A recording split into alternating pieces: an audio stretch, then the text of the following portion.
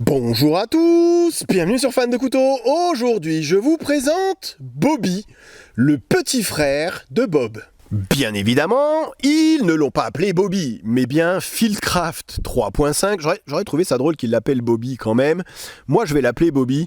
Ils ont repris le nom originel, en fait, Fieldcraft par The Brothers of Bushcraft. Et là, ils ont repris Fieldcraft 3.5. 3.5, c'est pour la longueur de la lame.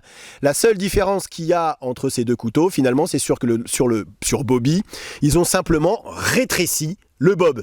Voilà, je vais m'arrêter là. Je vous remercie d'avoir regardé cette vidéo et je vous dis à très bientôt sur Fan de Couteaux. Salut! Effectivement, j'aurais presque pu m'arrêter là, puisqu'en un seul mot, avec le mot rétréci, je pense que j'ai bien résumé la situation. Maintenant, et c'est pour ça que je vous fais cette vidéo, c'est que finalement, à l'utilisation, on est sur deux couteaux qui sont totalement différents. On n'est pas du tout sur la même prise en main, on n'est pas du tout sur la même inertie, on n'est pas du tout sur le même poids de couteau, et finalement, on se retrouve, certes avec des couteaux qui sont de gouttes d'eau, c'est quasiment les mêmes, mis à part que celui-ci a été légèrement rétréci, mais à l'utilisation, on est sur deux couteaux qui n'ont absolument rien à voir, et ça je vous le montre pendant les tests de coupe. Je ne vais pas vous représenter la marque Tops, marque, même si je vais le faire, marque de couteau, donc c'est fabriqué aux États-Unis, que j'aime bien rapprocher de la marque Essie, autre marque de couteau à lame fixe, fabriquée aux États-Unis, contrairement à Essie qui ont 5 ou 6 modèles phares qui produisent en quantité généreuse. Tops, c'est un peu l'inverse, ils ont énormément de modèles différents, il y en a vraiment pour tous les goûts, tant en forme de manche qu'en forme de lame. Par contre, à chaque fois, on est sur des quantités assez limitées. C'est des couteaux industriels, mais la main de l'homme rentre quand même pour beaucoup dans la fabrication du couteau. Les affûtages sont faits à la main, les assemblages, les finitions, vraiment, voilà, il y a un soin et ça se voit quand on achète un Tops. Il y a vraiment un soin qui est apporté aux finitions, tout est parfaitement aligné, parfaitement assemblé. Ça respire la qualité et ça respire surtout la solidité. On est sur des couteaux, j'ai envie de dire indestructibles, en plus avec du 1095 qui est considéré comme l'acier de bourrin par excellence. Et j'insiste sur le traitement, le soin qui est apporté au traitement thermique du 1095 par la marque Tops.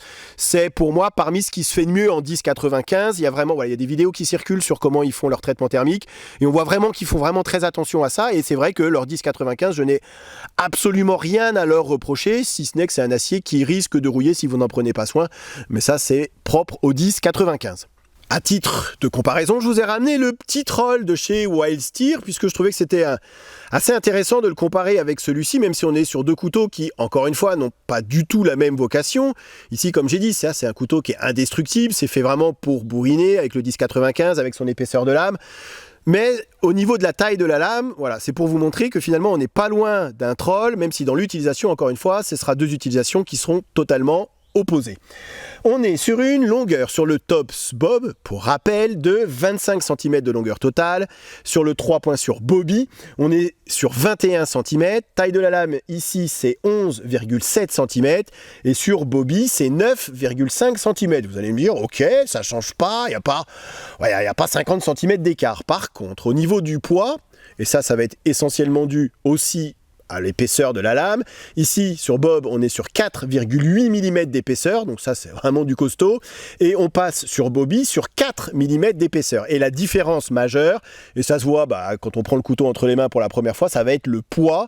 Le poids, ici, sur Bob, c'est 278 grammes. Et c'est ce qui frappe, même quand j'ai repris le Bob là dans l'armoire, je me suis dit, tiens, c'est vrai que c'est un couteau qui est quand même assez lourd. Et quand je prends Bobby dans les mains, on se dit, c'est vrai que c'est un poids plume. Ici, on est sur 156 grammes. Donc, il y a 122 grammes d'écart, je vous épargne le calcul, et c'est ça qui frappe en premier, c'est que effectivement, Bobby c'est hyper léger, donc on se dit ça va être un couteau qui va être pratique à emmener pour les petites randos du quotidien, et c'est vrai que Bob, Bob c'est un couteau qui est lourd, et ça par contre pour les randos du quotidien, c'est pas forcément ce qu'on peut conseiller. Par contre en mode survie, en mode bushcraft, en mode je passe une semaine dans les bois, dans la forêt, c'est sûr que Bob, il vaut mieux avoir Bob que Bobby. Pareil pour l'étui, ils ont repris le même étui qu'il y avait sur le Bob. Alors moi, vous me connaissez, j'ai viré le passant ceinture, mais c'était exactement le même qu'il y avait sur Bob. On est toujours sur un étui Kydex sur les deux couteaux, avec une rétention exemplaire. Je vous ai dit dans la présentation, écoutez, pour une fois, on n'entend rien. On est sur vraiment une qualité de couteau, de fabrication, d'assemblage. C'est vraiment au top. La différence majeure, et peut-être que vous l'aurez noté, entre ces deux couteaux. La seule chose qu'ils ont finalement enlevé sur Bobby par rapport au Bob, c'est sur le talon dépassant. Ici, on avait un talon dépassant sur Bob avec cette petite encoche ici. Alors ça, c'est fait pour gratter un Firesteel. D'ailleurs, je crois qu'il y avait un petit insert, alors je me souviens plus, qui était livré avec pour, vous savez, glisser un petit Firesteel à une petite pierre à feu, qui n'est pas livré avec. Et donc ça, c'était fait pour gratter, puisqu'on n'est pas sur une arête saillante à 90, donc on ne pouvait pas gratter cette petite pierre à feu, et si vous grattiez avec votre tranchant, bah, vous abîmez le tranchant. Donc ils avaient fait cette petite encoche ici, qui vous permettait d'aller gratter la pierre à feu. On est vraiment dans un couteau vraiment typé survie, comme je vous ai dit, vous passez une semaine dans la forêt, c'est ce couteau qu'il vous faudra. Ici, vous avez cette petite encoche qu'ils ont repris sur le manche de Bobby. Vous savez, c'est pour glisser le feu et faire le feu par archet, par friction. Enfin voilà, c'était bon. Ça peut servir, encore une fois en mode survie. Ils l'ont repris ici sur Bobby, mais ils ont enlevé le talon dépassant. Je trouve que c'est dommage, oui et non, puisque, encore une fois, on n'est pas sur les mêmes couteaux. Alors oui, on est sur les mêmes couteaux, mais pour des utilisations qui sont diamétralement opposées. Je rajouterais également que, du coup, certains ont dit, ouais, mais alors, si je prends Bobby pour aller allumer un feu, je peux pas. Du coup, il y a une version de celui-ci, que j'ai pas choisi. Ça, c'est un couteau, alors je précise, c'est un couteau que j'ai acheté. Oui, il m'arrive encore de m'acheter des couteaux. Il y en a d'ailleurs pas mal qui vont arriver. Bref, donc ils ont sorti une version de celui-ci avec une arête à 90. Vous savez, ici, il n'y a pas le revêtement noir, donc ils ont vraiment fait une version qui est faite pour les amoureux du grattage, pour ceux qui veulent absolument gratter un Firesteel, vous savez, faire des étincelles et s'amuser à faire un feu. Vous prenez un bic ou des allumettes qui sont waterproof, ça marche aussi bien. Enfin bref, chacun fait comme il veut. Mais sachez en tout cas que pour les amoureux du feu avec le Firesteel, avec la petite pierre à feu, il existe une version de Bobby avec ce dos de lame à 90. Ici, c'est vrai que celui-ci, on est vraiment plus dans le couteau de rando que dans le couteau de survie, contrairement au Bob, où là, effectivement, on est plus dans le couteau de survie que dans le couteau de rando. Et ça, on va le vérifier tout de suite lorsqu'il va s'agir de faire de la coupe à la volée. Donc je vais commencer avec Bob, je vais faire 20 coups avec Bob, 20 coups avec Bobby. Et là, on va, j'imagine en tout cas, pouvoir voir la différence qu'il y a entre ces deux couteaux en termes, voilà, couteau de survie, si on ne devait avoir qu'un seul couteau sur soi. Comme je vous ai dit, il faudra peut-être mieux privilégier le Bob que son petit frère Bobby. Allez, on y va.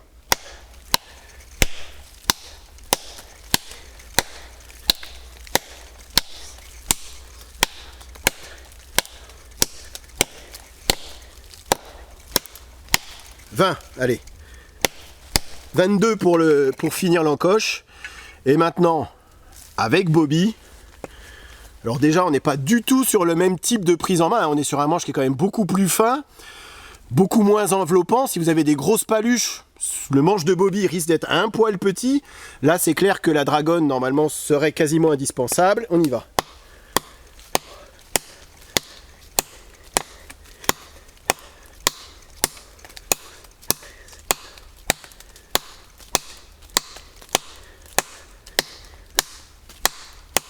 Allez, 25, vous voyez, pour pas qu'il y ait d'injustice, on voit clairement la différence qu'il peut y avoir dans l'inertie. Voilà, 122 grammes d'écart, c'est clair que ça se ressent lorsqu'il s'agit de ce type de coupe. Alors c'est pareil, hein, lorsqu'il va s'agir de bâtonnage, je vous fais la démo pour le fun, mais on comprend bien qu'avec 4,8 mm d'épaisseur contre 4 mm d'épaisseur, ça va forcément, normalement, mieux écarter la bûche. On a aussi un peu plus de longueur de lame pour taper sur la lame. Et comme je vous ai dit, c'est des couteaux robustes. Non mais si, le Bob, vous le savez, j'avais fait des vidéos là-dessus. Depuis le temps que je l'ai, c'est quasiment, enfin ça fait des années. C'est vraiment, c'est un couteau que j'ai toujours et que je trouve toujours aussi génial. Et que je conseille à tout le monde. Vous voyez là, on est quand même sur une longueur de lame un poil plus petite. Ça va pas m'empêcher de lui taper dessus, hein, mais voilà, c'est un peu moins évident. Et là on était sur les mêmes bois, un bois hyper sec, mais c'est vrai que voilà, ça va fendre un peu moins facilement le bois. Après il y en a certains, ils vont dire ouais mais le couteau c'est pas fait pour bâtonner, ok. En mode survie, honnêtement, vous prenez votre couteau, il faut qu'il résiste à tout. Donc là après pour les petites tâches, si ça c'est de la refente, effectivement Bobby fera parfaitement le travail. Encore une fois, je parle pas de robustesse ou de fabrication, là je parle vraiment d'utilisation pure. Ce sont pas, voilà, deux couteaux qui ne sont pas faits, je pense que vous l'aurez compris, pour la même et dans la même et pour la même utilisation. Et finalement, même quand il s'agit de tâches un peu plus tranquillou, genre se tailler un bout de bois pour en faire un piquet de tente, pour en faire un bâton de marche, pour faire ce que vous, des brochettes, des chopsticks, des baguettes pour manger ce que vous voulez. Finalement, même le bob est plus confortable. On est sur un manche, moi avec mes tailles de main, 9-10, j'ai un manche qui est bien plus enveloppant, ça me demande moins d'efforts à serrer que le petit manche de Bobby, je vous montre ça tout de suite. Et finalement, j'ai un couteau qui est hyper efficace, qui enlève des copeaux, mais c'est voilà, en 2 secondes, j'ai une pointe sur le bâton. C'est absolument pas fatigant, bien que ça soit bien évidemment plus lourd que Bobby, mais c'est tellement efficace et finalement tellement polyvalent le bob que quand on passe sur Bobby, et je me suis un petit peu entraîné avant quand même pour avoir 2-3 ressentis, et là on se dit mais bon, alors déjà c'est tout petit, il va falloir que je serre exagérément le couteau dans la main pour vraiment bien l'avoir en main. Les copeaux déjà sont quand même bien moins importants, donc moins efficaces à mon sens. Après, c'est moins lourd, effectivement, mais le fait que je dois serrer le manche pour vraiment l'avoir bien en main, ça c'est fatigant. Donc effectivement, pour moi, Bobby, c'est plus le couteau de rando. Et c'est aussi pour ça que je vous avais ramené le petit Wild Steer, couteau à champignons, puisqu'on est plus avec le Fieldcraft 3.5, on est plus sur un couteau à champignons, un petit couteau de rando. Là, vous partez 2 heures en rando, vous avez besoin de vous tailler un bâton de marche, de ramasser 3 champignons, vous coupez 3 branches pour vous amuser. Ok, le Fieldcraft 3.5 Bobby, il fera le job. Maintenant, si vous voulez un couteau un peu plus polyvalent, alors certes, avec un peu plus de poids, mais bon, plus polyvalent, plus efficace, plus agréable en main, plus costaud, plus gros, plus tout, honnêtement, et comme je dis souvent, qui peut le plus, peut le moins, je pense que j'étais curieux de le voir, hein, c'est pour ça que j'ai acheté Bobby, mais finalement il n'arrivera pas à détrôner le père, puisque je reste sur ma première impression que le Tops Bob est finalement, pour moi en tout cas, l'un des meilleurs couteaux, encore une fois, dans cette gamme de couteaux, avec cette longueur de lame, c'est vraiment, on est vraiment sur du top. C'est l'heure de la pomme. Oui, oui. Certains vont dire, ouais, mais pour la préparation nourriture, il va être vachement mieux Bobby, parce qu'il est plus petit, plus facile à manier.